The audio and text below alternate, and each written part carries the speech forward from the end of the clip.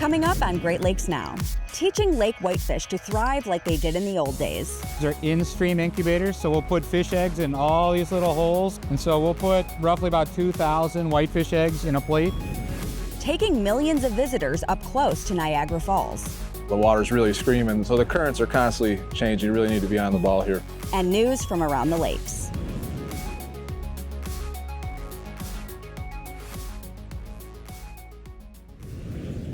This program is brought to you by the Fred A. and Barbara M. Erb Family Foundation, the Charles Stewart Mott Foundation, Richard C. Devereaux Foundation for Energy and Environmental Programs at Detroit PBS, Polk Family Fund, DTE Foundation, and contributions to your PBS station from viewers like you. Thank you. Hi, I'm Anna Seisling. Welcome to Great Lakes Now. In many areas of the Great Lakes, whitefish are struggling to maintain their population, but one experiment aims to help them out by reintroducing them to their historic spawning runs. If you're from the Great Lakes, you're probably familiar with whitefish. They're an important food source for both other fish and humans. In Great Lakes commercial fishing, they generate more income than any other catch. Whitefish are the most important commercial fishery in the Great Lakes, going back millennia to Native Americans in the region. Matt Herbert is a senior conservation scientist with the Nature Conservancy in Michigan. He says that for his family and for many tourists, whitefish are an important part of vacationing in the Great Lakes region. When we go up north, whitefish are an important part of our tourist experience. We always buy a smoked whitefish and crackers and eat on that. People in our region are familiar with going up north and having whitefish at restaurants and buying smoked whitefish. But lake whitefish are in trouble. It began over 100 years ago, during the logging boom of the 1800s, when sediment and sawdust from lumber operations flooded into local rivers. The same rivers where many whitefish would lay their eggs. All the sediment that was delivered to our rivers through that deforestation and all that activity, all of those things kind of combined to really kind of destroy the habitat that they use and block their access to other habitats. Once we lost those runs, we did not have adults that associated spawning with rivers. Luckily, whitefish also spawn in the Great Lakes themselves, using rocky reefs to safely house their eggs. Pollution, overfishing, and the introduction of invasive sea lampreys caused a major population crash in the 1950s. But thanks to improving environmental conditions and intervention from fishery managers, populations were booming by the end of the 20th century. Whitefish, unlike some of those other species, recovered in the 1980s, and so in the 80s and 90s and early 2000s, we actually had really good whitefish numbers. Today, though, whitefish populations are struggling once again. In 2023, Lake Michigan's commercial whitefish harvest was less than half of what it was in 2012, and less than a third of what it was in 1990. Over the last 15 years or so, we've seen another decline in whitefish in Lake Michigan and in Lake Huron. In the lower lakes, in Lake Erie and Lake Ontario, whitefish never really came back from those historic crashes. We're not seeing young fish that are part of the population. And so the consensus is there's a bottleneck at that really young stage after they hatch from an egg, that they're not finding enough food resources. There could be a few reasons why whitefish aren't making it to adulthood, but according to Scott Hansen, fisheries biologist for the Wisconsin Department of Natural Resources, there's a likely culprit. Invasive species, we believe, particularly the dry-scented mussels, are likely responsible for much of what's going on out there. Dry-scented mussels are the zebra and quagga mussels you've probably heard about. They arrived on ships from Europe in the 80s, and since then, they've carpeted the bottom of the lower lakes, sucking much-needed nutrients out of the water. They interrupted the base of the food web, so essentially we've taken out that phytoplankton, zooplankton base of the food chain that those young fish need to have. Lake Superior's whitefish population has been more stable than the other lakes. The lake's cold water is perfect for whitefish spawning, and it doesn't have nearly as many invasive mussels. But as lake temperatures increase and habitats are altered due to climate change, even Lake Superior whitefish might have trouble finding suitable areas to lay eggs.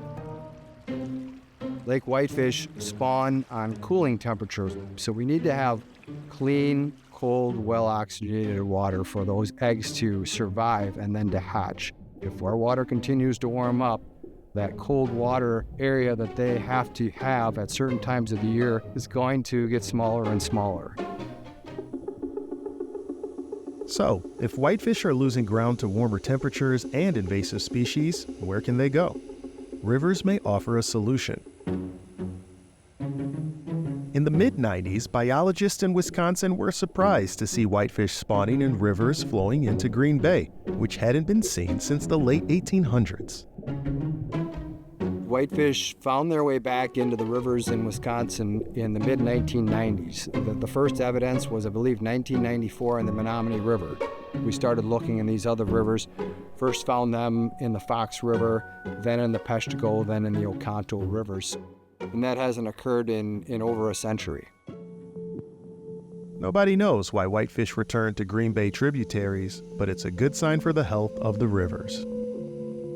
And all the work that's been done in these rivers as areas of concern and rehabilitating these rivers, cleaning them up, has provided the opportunity and good conditions for whitefish to spawn.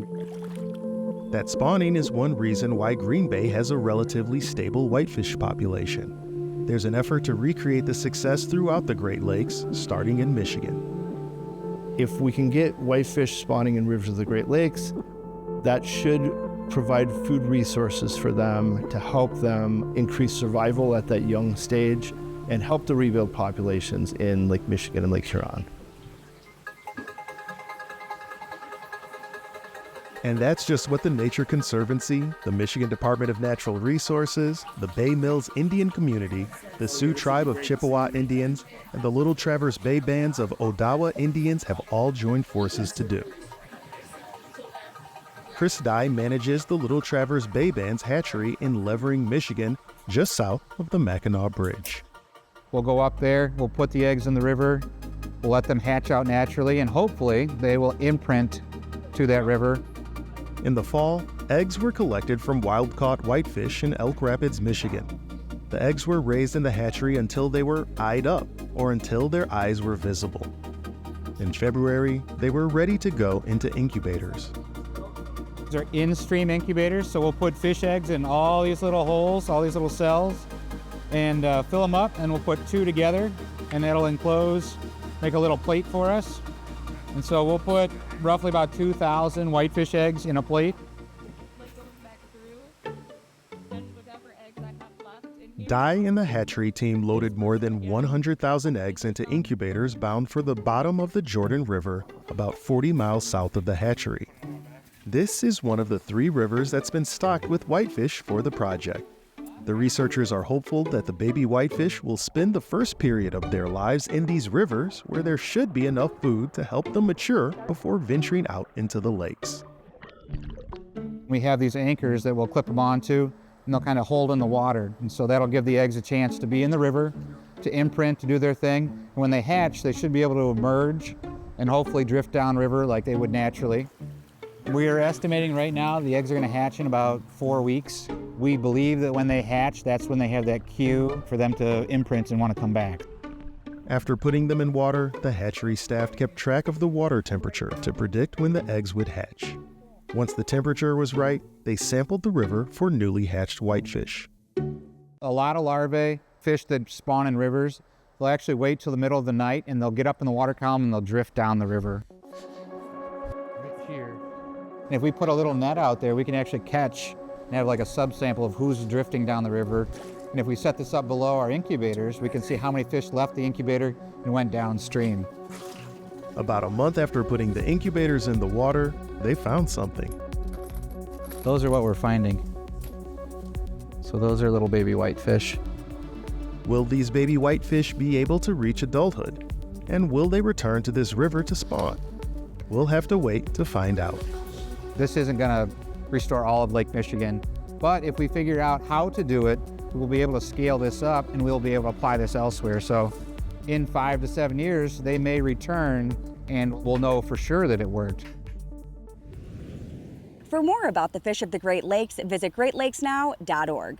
There are lots of places to visit in the Great Lakes region, but perhaps the most world famous is Niagara Falls. Maybe the only thing that can match the sight and sound of the falls is their power to attract visitors. For more than 100 years, travelers from around the world have made their way to Niagara to see and experience the world-famous falls. An average of 15 million people visit Niagara Falls each year, generating billions of dollars of revenue for the region. The Maid of the Mist, a tour boat that gives passengers an up-close and personal view of the falls, remains one of the most popular attractions in Niagara and one of the longest-running tourist operations in the United States. Constantly changing conditions on the river present the captains with new challenges on each and every run. Kevin Keenan has been a spokesperson for the Maid of the Mist since 2013. This is a microclimate down here, and it's different every day.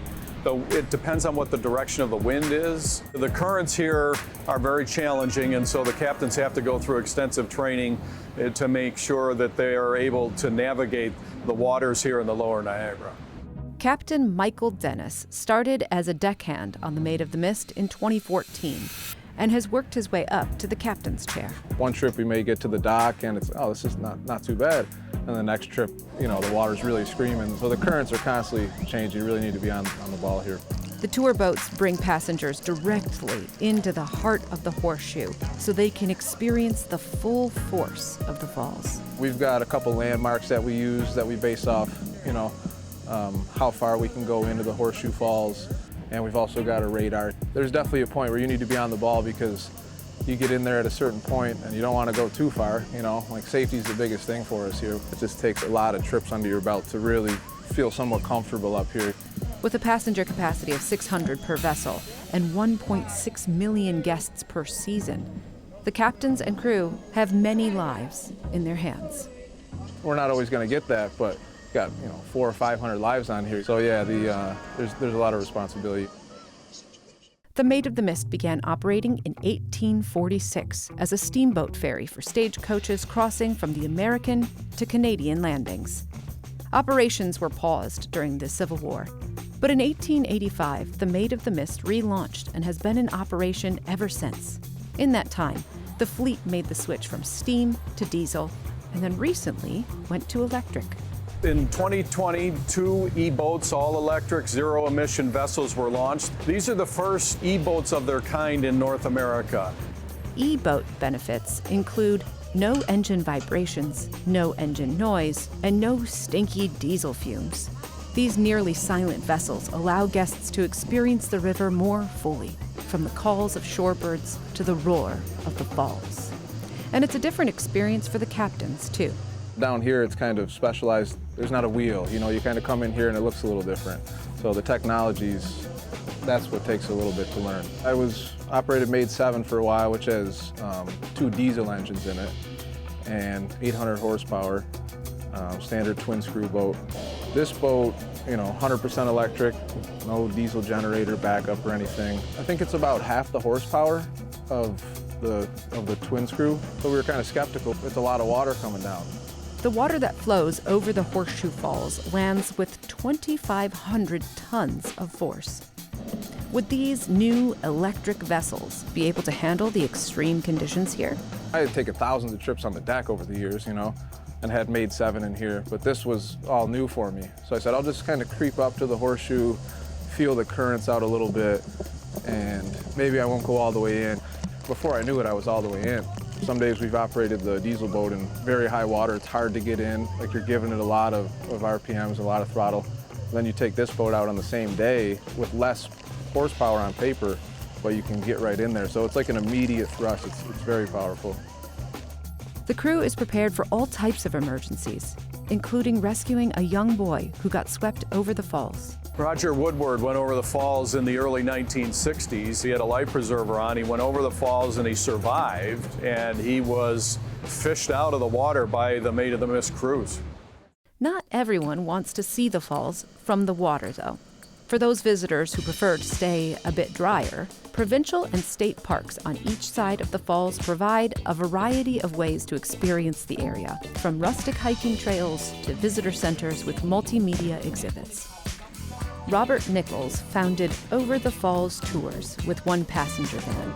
Today, he runs a tour fleet with 32 vehicles and 75 seasonal employees. We take roughly about 50,000 people a year. So people from all over the globe come to Niagara Falls, from Buffalo to Bangkok. A lot of people fly in for the day. We pick them up at the airport. We take them on a day tour and then drive them back to the airport and catch their flight back to New York. I love the Cave of the Winds trip. There are a series of walkways and decks right in front of the falls, and you can choose to get wet and really wet. The sight of 750,000 gallons of water falling into the Niagara Gorge every second has always amazed visitors, from the first Native American communities that reside in the area to the European explorers who arrived in 1678. The French explorer La Salle came here, and he had a French priest on board the ship. Father Louis Hennepin was credited with the first writings of Niagara Falls. He familiarized Europe with Niagara Falls.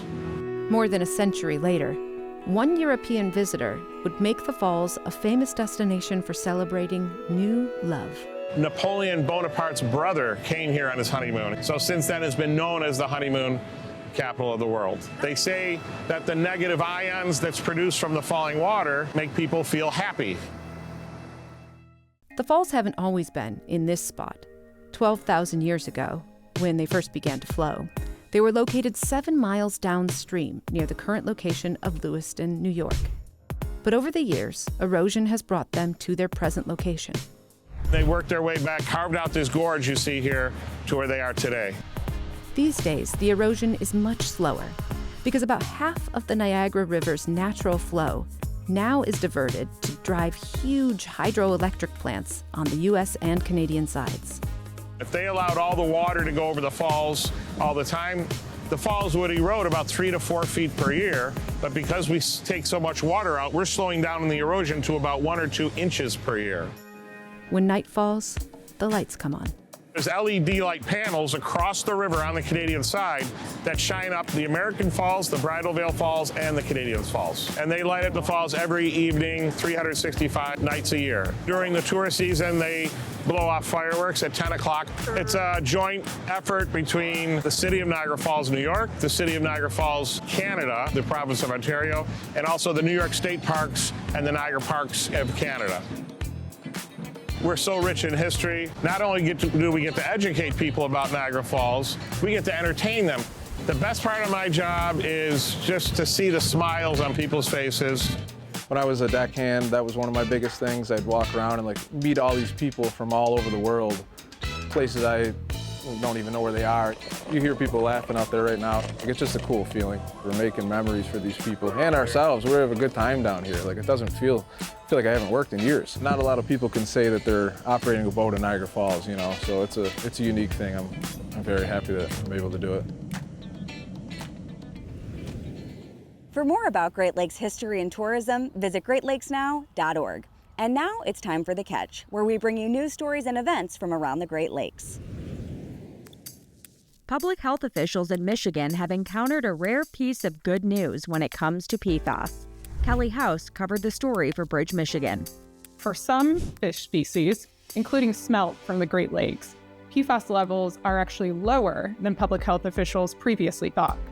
PFAS stands for per- and polyfluorinated substances. It's been widely used in nonstick, stain-resistant, and waterproof products.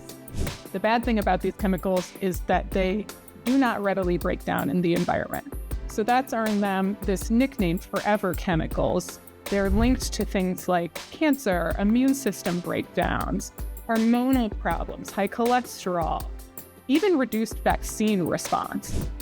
Due to the high level of PFAS found in Lake Superior smelt, the state of Michigan had issued an advisory not to eat more than 1 serving of the fish per month. When these really high readings were showing up in Lake Superior smelt, public health officials acknowledged that it was weird. These smelt weren't swimming in waters with any known PFAS contamination nearby.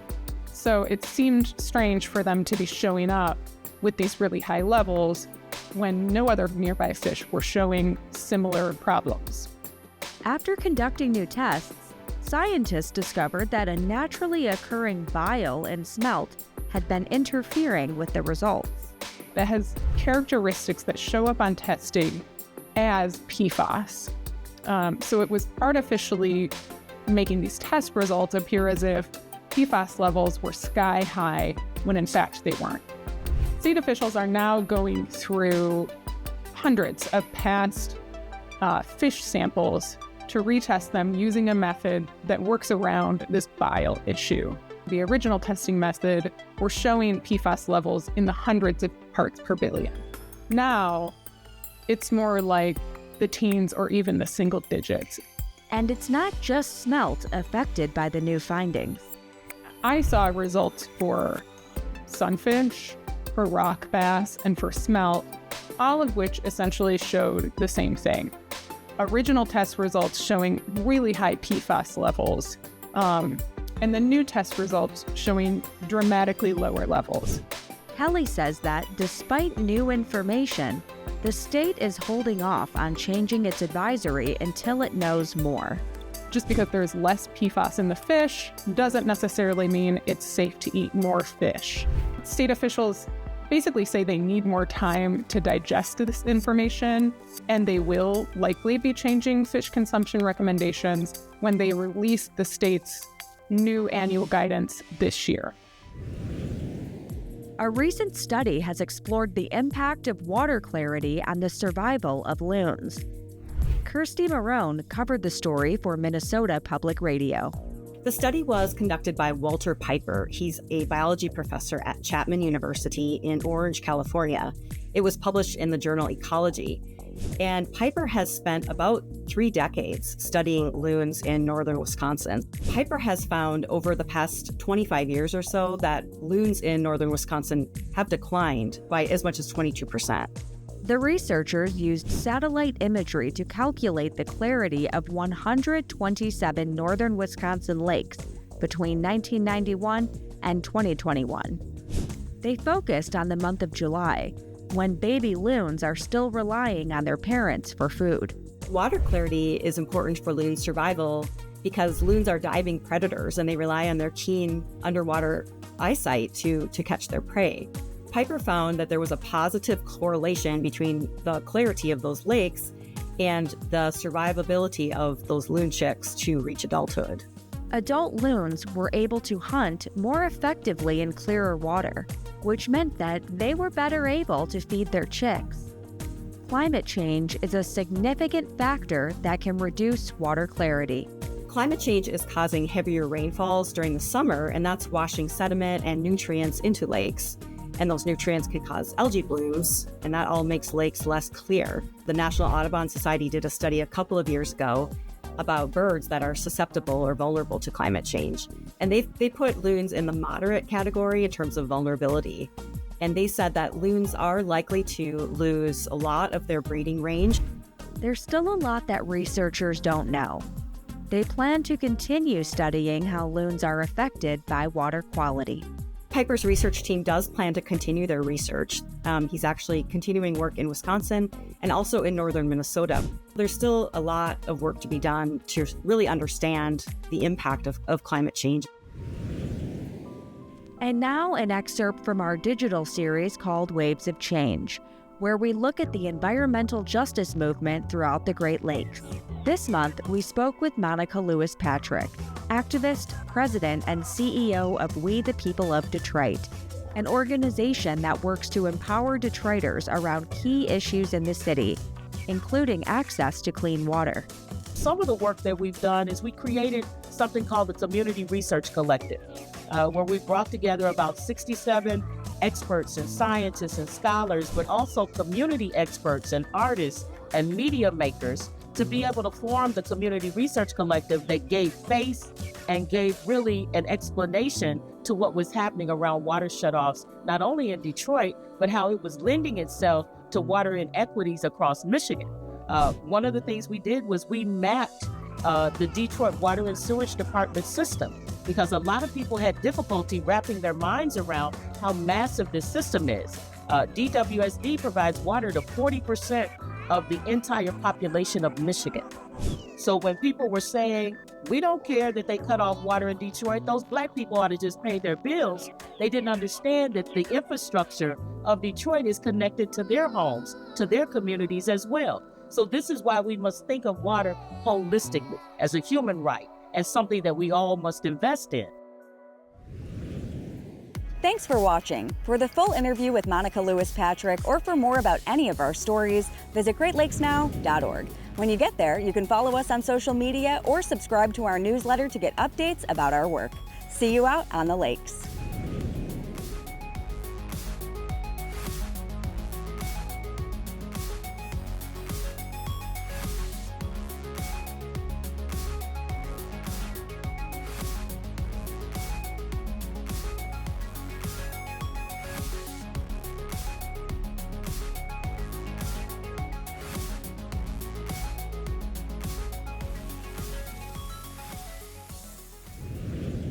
This program is brought to you by the Fred A. and Barbara M. Erb Family Foundation, the Charles Stewart Mott Foundation, Richard C. Devereaux Foundation for Energy and Environmental Programs at Detroit PBS, Polk Family Fund, DTE Foundation, and contributions to your PBS station from viewers like you.